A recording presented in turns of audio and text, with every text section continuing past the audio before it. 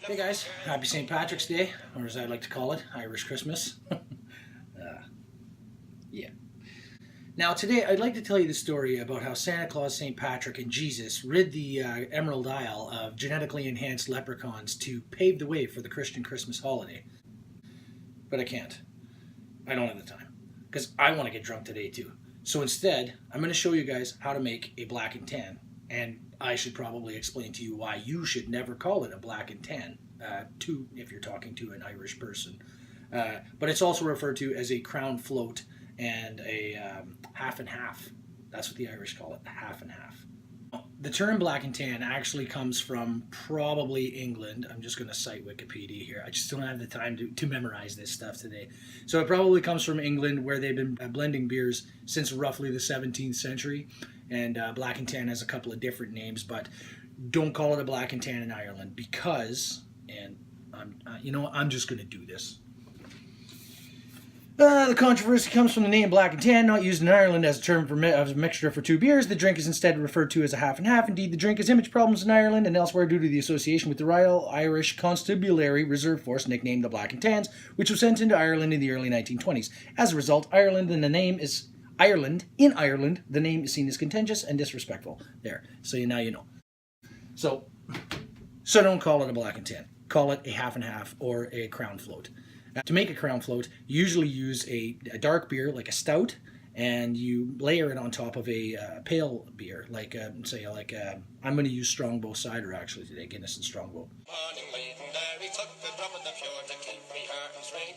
From what I'm told, the Guinness works a lot better if you have a can with a widget in it. Now, what's a widget, you ask? Well, a widget is a very small plastic ball that they put into the can, and it actually is hollow. It's got a small pinhole in it.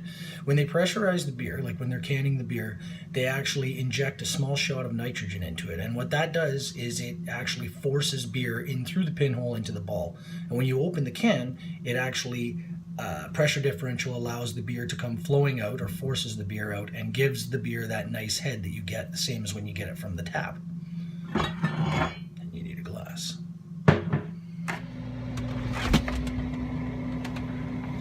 Now, another general rule to follow is that if you're going to make a half and half of any kind, then the beer generally should be the same temperature. This creates a better environment for the beer to not mix with one another.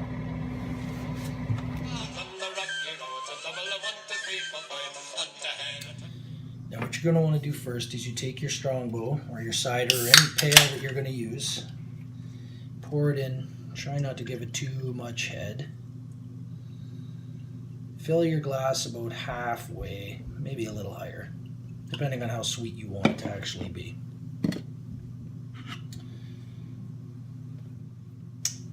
Now take an average everyday household spoon,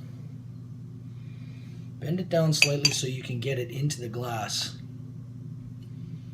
So you get this. Now, opening your can,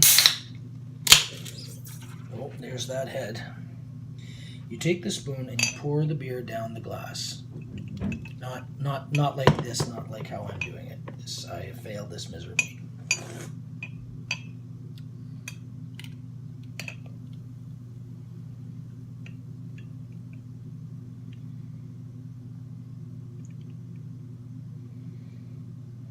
Now, you notice that the beers are not mixing with one another. And voila!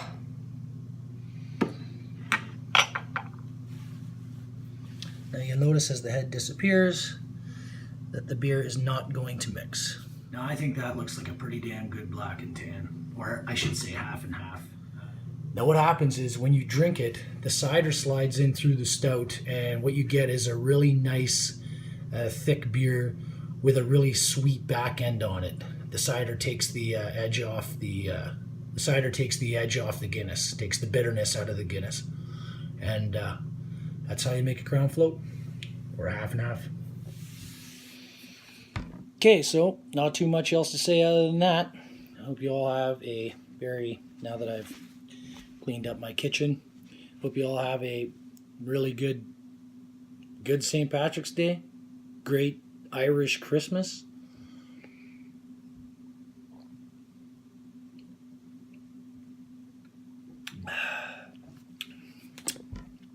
that's good. See you guys later.